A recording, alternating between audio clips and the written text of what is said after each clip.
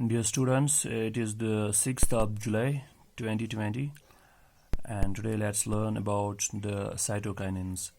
जैसा कि हमने पहले भी प्लांट हार्मोन्स के बारे में थोड़ा सा पढ़ा है, जिबलिन्स के बारे में, ऑक्सिन्स के बारे में.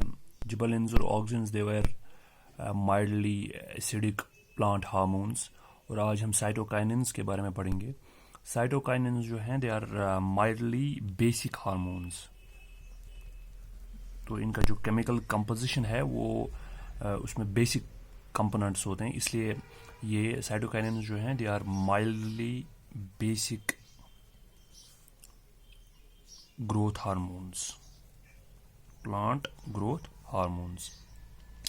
ये बेसिक क्यों होते हैं? Because they are usually amino purine derivatives. Amino means it must be basic, so they are usually amino purine derivatives. Amino purine जो कंपाउंड्स होते हैं, केमिकल कंपाउंड्स, इन्हीं के डेरिवेटिव्स होते हैं ये साइटोकाइनिन्स. और साइटोकाइनिन्स जो हैं they promote, especially they promote the cell division in plants. ये सेल डिवीजन करते हैं प्लांट्स में, promote. They promote cell division. They promote cell division. तो जो first cytokinin है, that was discovered by Miller et al. And his company, other associates, in 1955. तो first cytokinin जो है, first cytokinin that was discovered by Miller.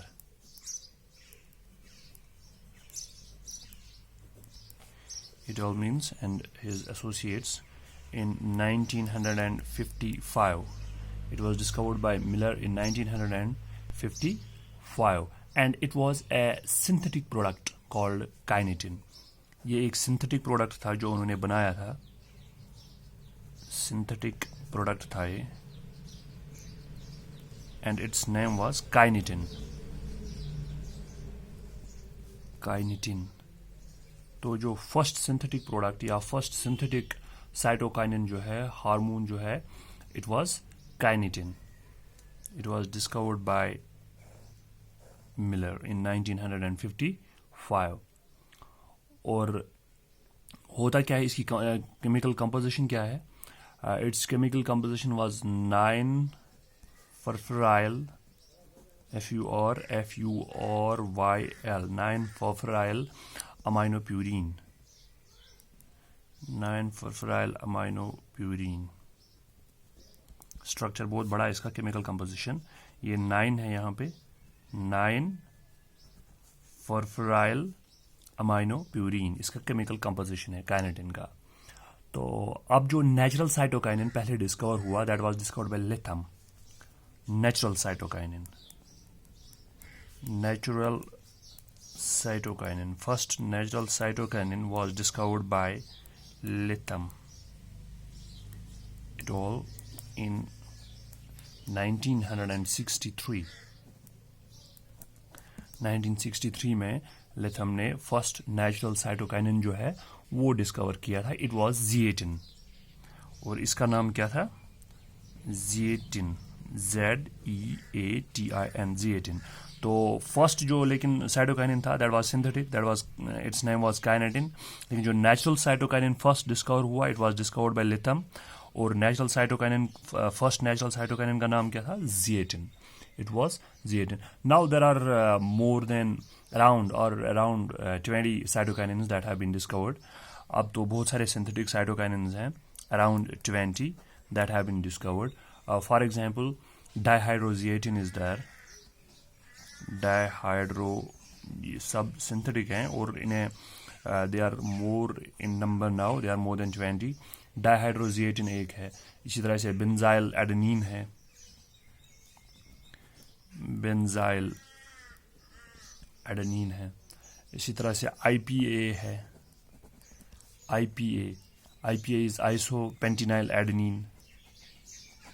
Isopentenyl adenine, isopentenyl adenine है। तो ये synthetic cytokinins हैं जो अब more than 20 in numbers, now they are more than 20 in numbers.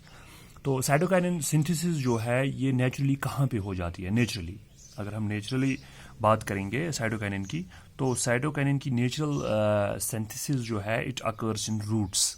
तो प्लांट्स में ये कहाँ पे बनता है? It is natural synthesis that occurs in roots. Roots में बनता है नेचुरली, और also in endosperms and endosperm. Endosperm किसे, रूट तो आपको पता है, इंडोस्पर्म किसे कहते हैं? जो सीड होता है उसमें जो बेबी प्लांट के लिए फूड स्टोरेज होता है सीड में, दैट इज कॉल्ड इंडोस्पर्म। तो सीड में इंडोस्पर्म होता है and it provides nutrition for the baby plant. इस इंडोस्पर्म में और इस रूट में नेचुरल सिंथेसिस हो जाती है किसकी? साइटोकाइनिन की। और एक there is an important thing, substance that has the properties like cytokinin, its name is coconut milk. Coconut milk जो होता है, coconut milk, its properties are same as cytokinin. It has same properties. Properties जो इसकी हैं they are same as cytokinin. तो it means कि जो coconut milk होता है it's used in the labs for promoting the cell division of the cells. तो जो हम cells कल्चर करते हैं उनमें cell division प्रमोट करने के लिए coconut milk हम यूज कर सकते हैं मीडिया में। Now let's discuss about the functions of cytokinins. ये तो था cytokinins की थोड़ी सी हिस्ट्री के बारे में और इसके स्ट्रक्चर के बारे में। अब इसकी फंक्शंस, लेकिन आपको ज़्यादातर ध्यान जो है वो फंक्शंस पे ही देना होगा। तो फंक्शन जो है साइटोकाइनिन्स की, सबसे इम्पोर्टेंट फंक्शन जो इसकी है that is the cell division. That is the cell division. तो साइटोकाइनिन जो है it promotes the cell division, और जिसे हम साइटोकाइनेसिस भी कहते हैं, इट प्रमोट्स सेल डिवीजन।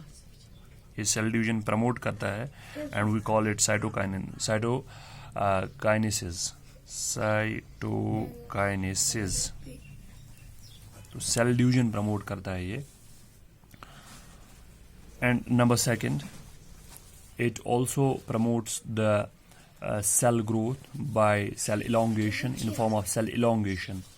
तो ये cell elongation भी करता है in combination with, जब ये काम करता है in combination with ऑक्सिन के साथ काम करता है ये in combination with auxin.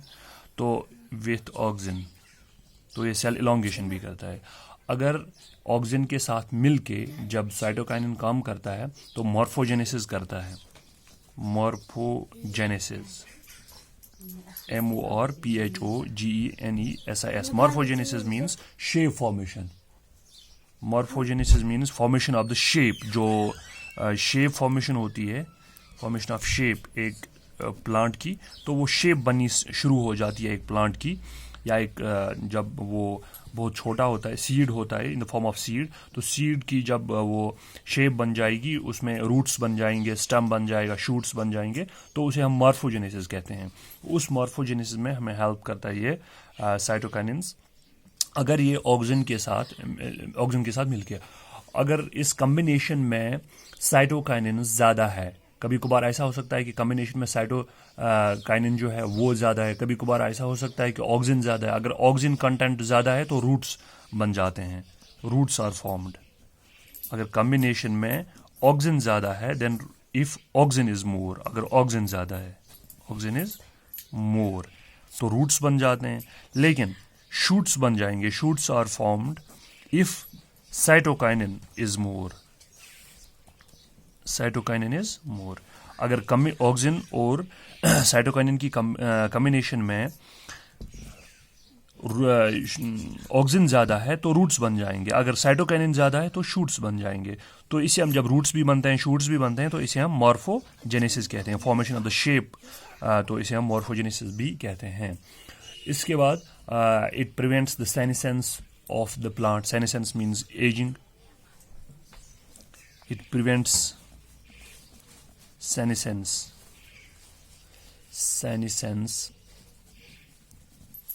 prevents senescence of the plant. तो एजिंग जो हो जाती है जल्दी जल्दी हो जाती है प्लांट्स में, लीव्स में या फ्रूट्स में या ब्रांचेस में, तो उसे ये प्रिवेंट करता है. And it also helps in overcoming the apical dominance जो आपने पढ़ा था ऑक्सिन्स में. And it promotes the lateral this growth of the buds. इसी तरह से साइटोकाइनिन जो है ये रेजिस्टेंस इंक्रीज करता है प्लांट में टू हार्मफुल टेम्परेचर्स या diseases. It increases the resistance also. We can write it here. 6th one, it increases the resistance in plant. ये plant की resistance जो है उसे increase करता है. It increases the resistance of the plant against the harmful temperatures or against the disease, different types of the pathogens. तो it overcomes the dormancy. ये भी हम लिख सकते हैं. 7th point, it overcomes the dormancy. Dormancy मैंने कल आपसे कहा था, it is the resting or inactive state of the seeds or buds. तो ये उस dormancy को overcome करता है. ये germination में help का, it helps in the germination of the seeds. और it also helps in the improvement of or it improves the yield. ये जो fruit yield होता है उसे ये improve करता है, या quality of fruit जो है उसे improve करता है. So it was all about the cytokinins. In my next video, you can expect about the another hormone that's called the abscisic acid. Thanks for watching.